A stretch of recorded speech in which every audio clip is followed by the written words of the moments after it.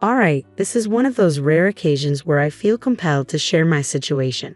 Normally, I handle these things privately, but this particular issue has grown far too complex to manage alone. Let me start from the beginning. In my household, my husband, Bobby, has an incredibly close relationship with his family, especially his parents.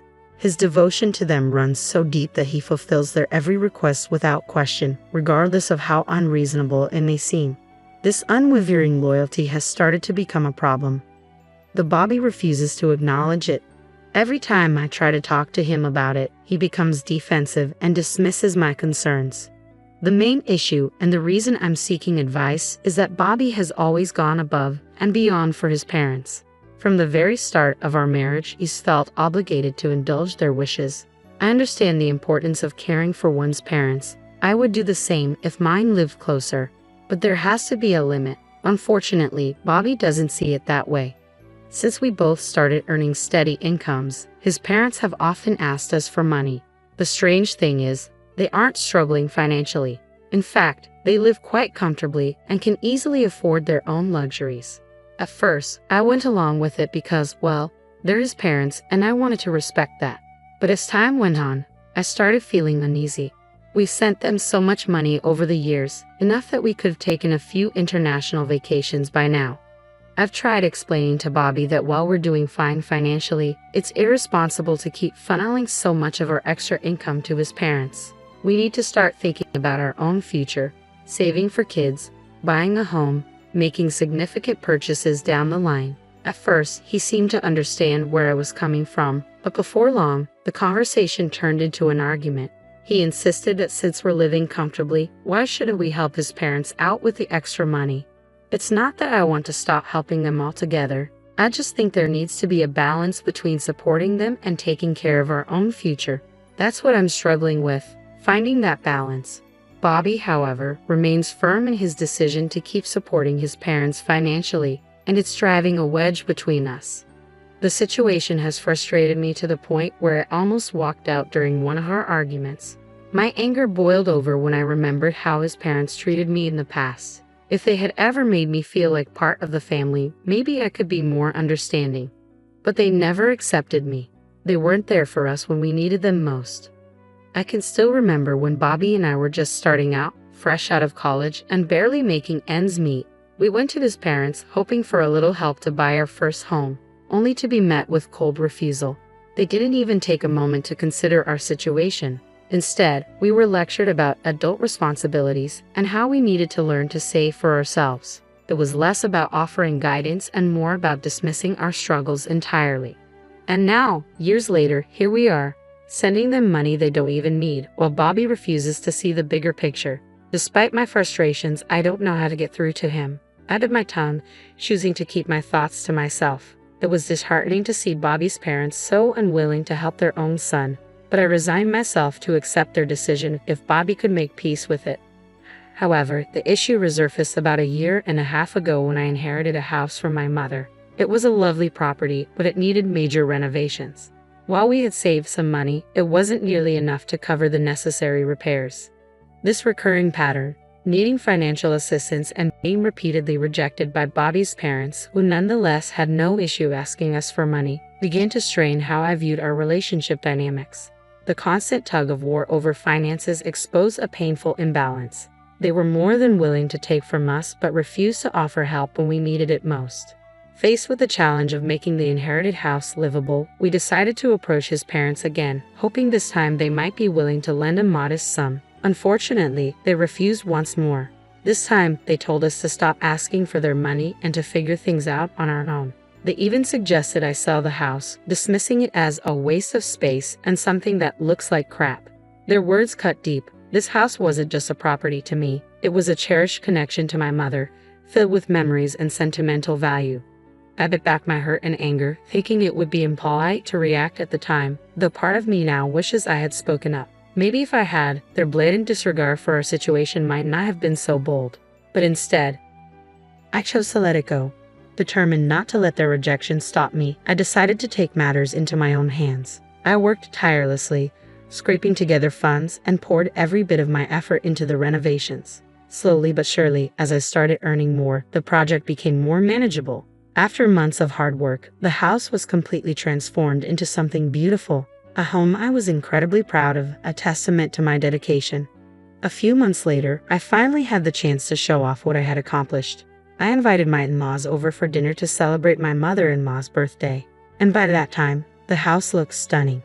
I was proud of all the hard work I had put into transforming it and hoped the evening would go smoothly. Typically, our family gatherings are peaceful as long as the conversation doesn't revolve around money, which is always a sensitive topic with them. When they arrived and saw the renovations, I could tell they were taken aback. Their eyes widened as soon as they stepped inside, clearly surprised by how much the house had changed. Internally, I felt a small sense of satisfaction, knowing they hadn't expected me to achieve such a dramatic transformation. They complimented the house profusely, which was flattering at first, but soon their praise began to feel overwhelming. They started inspecting every corner, asking detailed questions about how much everything had cost. At first, I tried to brush it off as natural curiosity. After all, they knew we hadn't had a lot of extra money to spare, and they hadn't contributed a dime to the renovations. But as their questions continued, it became clear their interest wasn't about admiring the hard work. I could feel them tallying up the expenses in their heads, trying to figure out exactly how much we had spent. It was intrusive, almost demeaning, as if the value of my efforts could only be measured by how much money we had poured into the project. The dinner itself started off well enough, with light, enjoyable conversation, but things quickly shifted when my mother-in-law brought up the subject of dream vacations. She asked me about my ideal getaway, but I could tell by her tone and her disinterested expression that she wasn't really listening. It felt like she was just waiting for me to finish speaking.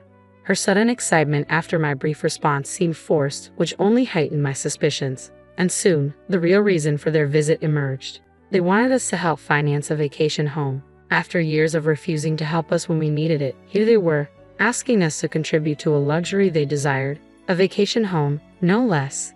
They were well off and more than capable of saving for it themselves, so why were they turning to us for help? It became clear that they had assumed, based on the renovations I had managed to complete, that we must be flush with cash. Nothing could have been further from the truth. When I asked them to explain why they needed a vacation home, their answer was simply that they were bored and wanted a change of scenery for weekends. I was shocked by their sense of entitlement.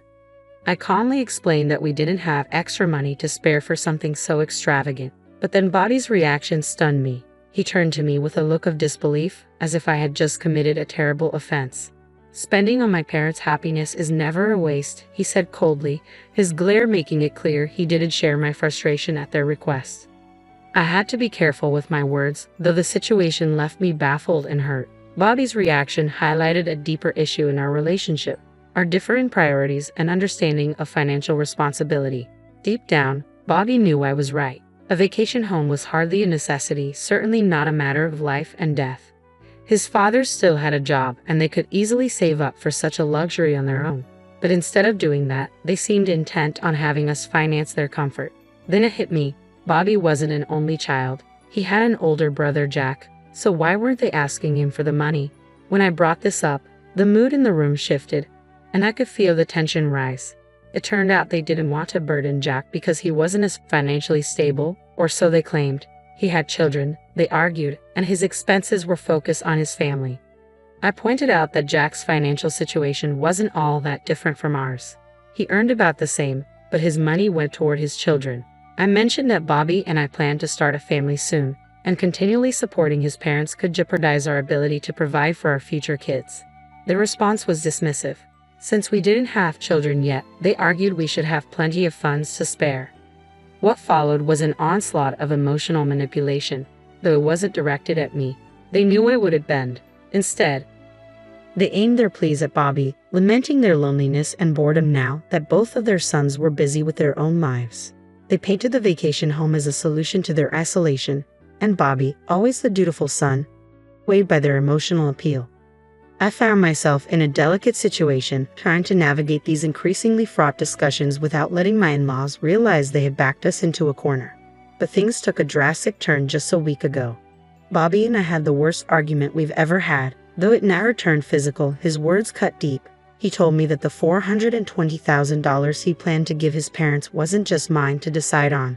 He claimed he had been considerate in the past by asking for my opinion, but no longer felt obligated to seek my approval. The argument hit its peak when he went ahead and transferred the money to his parents, without any further discussion with me. I only found out when my mother-in-law casually mentioned receiving the funds as if it were no big deal. I was furious, not just about the money, but about the blatant disrespect for our shared decision-making in our marriage. Bobby's secretive actions left me feeling deeply betrayed, sparking a fierce debate over our financial priorities and the respect we owed each other. He knew I opposed his decision, yet he went ahead and donated the entire $420,000 he had saved over the years to his parents, leaving us with nothing. When I confronted him and urged him to retrieve the funds, he dismissed me outright, insisting he would manage his relationship with his parents on his own. Despite my reminders that significant financial decisions should be made together, he wouldn't hear it. Our disagreements seemed to have worn him down. In the heat of our argument, he shockingly threatened me with divorce. He shouted that if I interfered with his choice to support his parents financially, he would leave me. The absurdity of it hit me hard. I had stood by him through every high and low, and now he was willing to abandon our marriage for the sake of his parents' desires over our shared future. I couldn't help but question whether he cared at all about the plans we had made together. Building a life, having children, and finding happiness as a unit. It seemed to me that none of it mattered to him anymore. His focus was solely on fulfilling his parents' wishes while I felt neglected and sidelined. In a moment of anger, he stormed out, slamming the door behind him. A week has passed since that day, and he hasn't come home. Despite my countless texts, calls, and voicemails, he continues to ignore me or leave me hanging. The hurt runs deep. I never imagined something like this could drive Bobby away. When I reached out to my in-laws, I discovered he had been staying with them since he left. He hasn't returned home even once. I'm overwhelmed with stress and confusion, grappling with the fear that our marriage could be ending over what feels like a trivial disagreement yet is so profound. As the days stretch into more than a week without Bobby, the uncertainty of our future looms heavily over me. I had reached a pivotal moment. Initially, I was hesitant, unsure if severing ties was truly the right decision. But the ongoing chaos, coupled with the blatant disregard from Bobby and his family, solidified my resolve. If Bobby was threatening divorce, then perhaps that was the inevitable path we were headed toward. So I took the initiative and contacted my lawyer that very morning. During our conversation, my lawyer laid out my options, not only regarding the divorce but also potential legal actions given the circumstances. As we spoke, another stark realization hit me. I no longer wanted to be tied down by the memories within the walls of the house my mother had left me. Once a symbol of her love, the house had become a constant reminder of the tumultuous times with Bobby. Determined to move forward, I made the decision to sell the house. It was entirely in my name, a final gift from my mother, which legally allowed me to sell it without Bobby's consent. The sale turned out to be quite profitable, providing me with the financial security I needed to navigate the legal proceedings ahead. The very next day, after finalizing the divorce papers, I had them sent to Bobby. I knew exactly when he received them because my phone rang almost immediately afterward. It was Bobby, furious, incredulous. He ranted about how absurd I was being, claiming he had been planning to file for divorce anyway. His shock only deepened when he learned about the legal actions I had already initiated. The call was heated, filled with accusations and disbelief, marking a clear turning point in what had become an irreparable rift. Bobby completely lost his temper during the conversation, and as his anger escalated, I realized I couldn't take it any longer.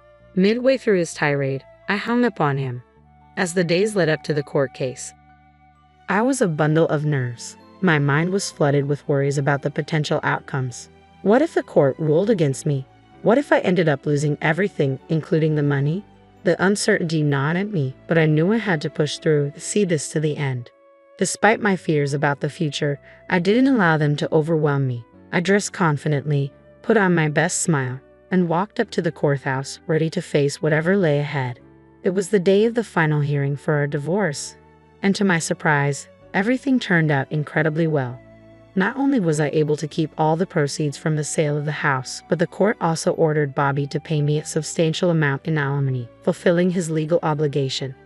This outcome was unexpected, especially receiving more money from Bobby, but it felt justified given the emotional and mental toll his actions had taken on me. Accepting this money felt like a reclaiming of my dignity. The disapproval and shock on my in-laws' faces as the verdict was read brought me a sense of vindication. They likely never anticipated that their manipulation would backfire so severely. They had thought they could exert control over me without consequences, but instead, they ended up losing significantly. Since then, life has been relatively calm. I did receive a harsh call from my mother-in-law who criticized my actions, accusing me of selfishness and lacking the ability to care for others. She even went as far as to say I would never be able to start my own family. Despite her words, I've been able to move forward. I used the money from the house sale to secure a new apartment for myself, where I could finally save without the constant pressure and demands from others. However, a part of me still questions the measures I took. Was taking him to court too extreme? I'm curious to hear your thoughts on this, so please share your opinions in the comments below. The situation took a surprising turn, but I felt it was necessary under the circumstances. As I scrolled through the comment section of my latest post, the range of opinions was striking. Some commenters defended Bobby, questioning what was the big deal about giving his parents $420,000 if he had $550,000. On the other hand, many disagreed vehemently, supporting my perspective. They pointed out that we had been financially assisting his parents for years while trying to establish our own financial security and save for a house. The debate in the comments was clearly divided. A significant number criticized my decision to sell the house and keep the money, labeling it disrespectful, given that the house was legally in my name.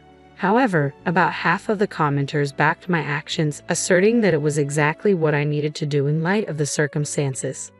So let's open this up for further discussion. Drop your comments below, and let's dive deeper into this situation.